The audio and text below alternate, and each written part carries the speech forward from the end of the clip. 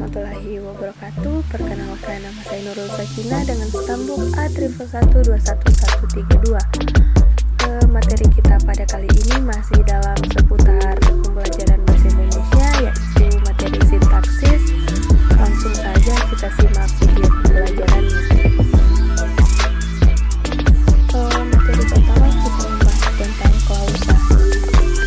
Klausa merupakan bentuk konstruksi sintaksis yang bersifat predikatif dan berpotensi menjadi kalimat.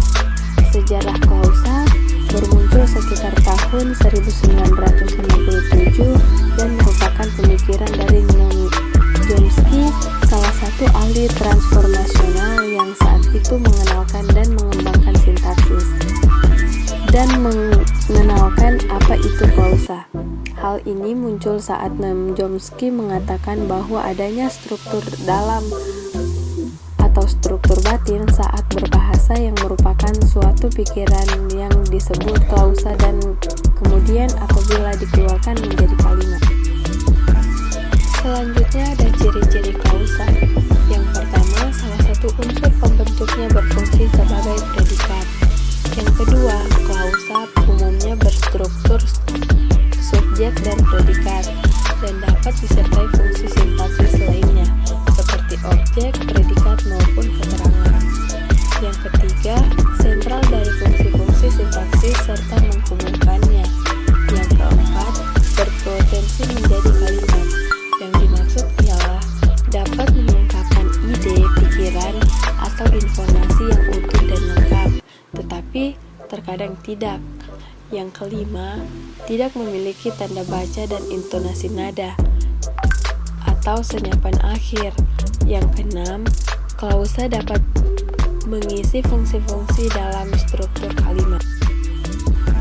Penggolongan klausa. Penggolongan klausa terbagi menjadi 4. Yang pertama, berdasarkan distribusinya. Klausa bebas yang berarti telah mampu berdiri sebagai calon kalimat sempurna. Klausa terikat tidak mampu berdiri sendiri sebagai calon kalimat sempurna. Yang kedua, berdasarkan kelengkapan unsur inti, yaitu klausa lengkap dan klausa tidak lengkap, di mana klausa lengkap sendiri minimal terdiri atas subjek dan predikat. Klausa tidak lengkap terdiri dan tidak memiliki unsur subjek, hanya memiliki unsur predikat. Yang ketiga, ada berdasarkan struktur internalnya, yaitu klausa berstruktur runtut dan klausa berstruktur terbalik atau inversi. Yang keempat, ada berdasarkan ada tidaknya unsur negasi pada predikat, yaitu klausa positif dan klausa negatif, di mana klausa positif tidak memiliki kata negasi atau pengingkaran dan klausa negatif memiliki kata negasi atau pengingkaran seperti tidak, tak, tiada, bukan, dan lain sebagainya. Selanjutnya ada kategori kata atau frasa yang dapat menduduki fungsi predikat pada klausa. Kategori kata atau frasa terbagi menjadi 4. Yang pertama, verba, di mana verba tersebut bisa dinegasikan, bisa diikuti objek, bisa diikuti preposisi, dan bisa diberi pewatas depan seperti sedang, masih, akan, dan lain sebagainya.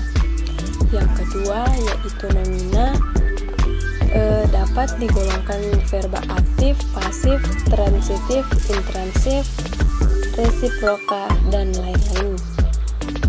Bisa dinegosiasikan dengan kata bukan, bisa diawali kata seorang, sebuah, seekor, dan lainnya, dan bisa berfungsi sebagai subjek, predikat, dan objek. Yang ketiga ada numerelia, yaitu berupa bilangan dan bisa diikuti kata penggolong seperti orang, ekor, buah, batang, helai, butir, dan lain sebagainya. Dan juga bisa diikuti kata penggolong dan nomina, dan bisa diawali dengan kata hanya. Dan yang terakhir, preposisional, yaitu diawali kata depan sebagai penanda. Selanjutnya kita akan membahas tentang kalimat. Seperti yang kita ketahui, kalimat merupakan satuan bahasa yang berupa kata atau rangkaian kata yang dapat berdiri sendiri dan menyatakan makna yang lengkap. Kalimat juga merupakan satuan bahasa terkecil yang mengungkapkan pikiran yang utuh, baik dengan cara lisan maupun tulisan. Kalimat terbagi lagi menjadi beberapa bagian. Di sini yang pertama saya akan menjelaskan tentang jenis-jenis kalimat berdasarkan jumlah frasanya.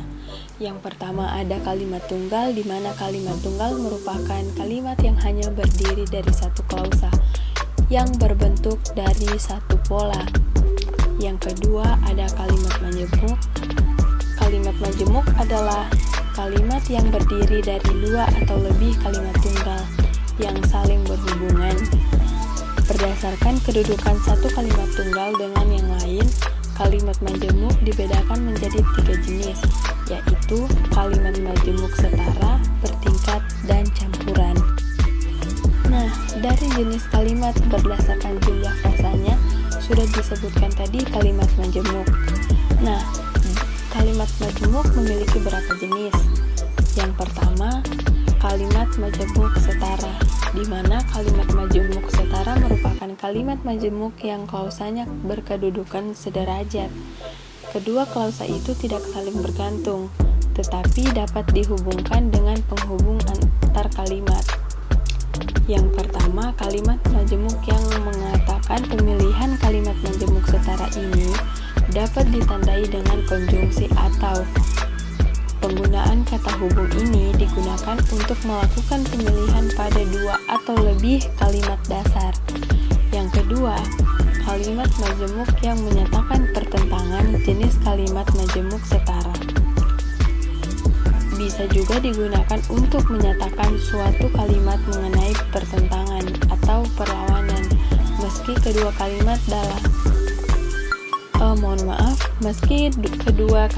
dalam kalimat majemuknya memiliki perbedaan atau pertentangan, namun kalimat tersebut mampu menghubungkan satu kalimat dasar dengan kalimat dasar lainnya.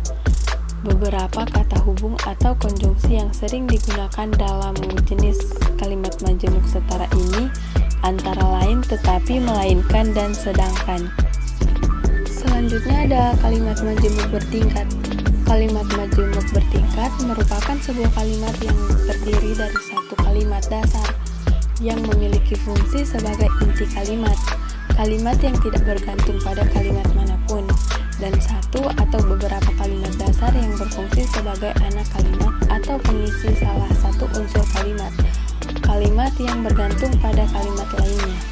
Berdasarkan beberapa peran yang berbeda, anak kalimat dalam kalimat majemuk bertingkat dapat dibagi menjadi 8, antara lain yaitu yang pertama anak kalimat keterangan waktu, anak kalimat keterangan sebab, anak kalimat keterangan akibat, anak kalimat keterangan syarat, anak kalimat keterangan tujuan, anak kalimat keterangan cara, dan anak kalimat pengganti pewatas. Yang terakhir ada kalimat majemuk campuran. Kalimat majemuk campuran merupakan jenis kalimat yang merupakan gabungan dari kalimat setara dan kalimat bertingkat. Salah satu dari jenis-jenis kalimat majemuk ini memiliki 3 klausa, karena kalimat majemuk memiliki 2 klausa yang tak setara. Kalimat juga dapat dibedakan berdasarkan pengucapannya, yaitu kalimat langsung dan kalimat tidak langsung, di mana kalimat langsung merupakan kalimat yang akan menirukan ucapan orang lain tanpa ada perubahan, dan kalimat tidak langsung merupakan kalimat yang akan menceritakan kembali ucapan atau perkataan dari orang lain. Selanjutnya ada jenis kalimat berdasarkan bentuk gaya penyajian atau retorikanya. Kalimat ini dibedakan menjadi 3 jenis. Yang pertama ada kalimat yang melepas. Kalimat tersebut terbentuk jika kalimat tersebut disusun dengan diawali oleh unsur utama atau induk kalimat dan diikuti oleh unsur tambahan yaitu anak kalimat. Unsur anak kalimat ini seakan-akan dilepas saja oleh penulisnya. Jika unsur anak kalimat tidak diucapkan, kalimat itu sudah bermakna lengkap. kedua ada kalimat klimaks, yaitu kalimat klimaks sendiri terbentuk jika kalimat tersebut disusun dengan diawali oleh anak kalimat dan diakhiri oleh induk kalimat. Yang ketiga ada kalimat berimbang, di mana kalimat berimbang sendiri disusun dalam bentuk kalimat majemuk setara dan majemuk campuran. Selanjutnya ada jenis kalimat berdasarkan pola subjek dan predikat. Yang pertama ada kalimat versi.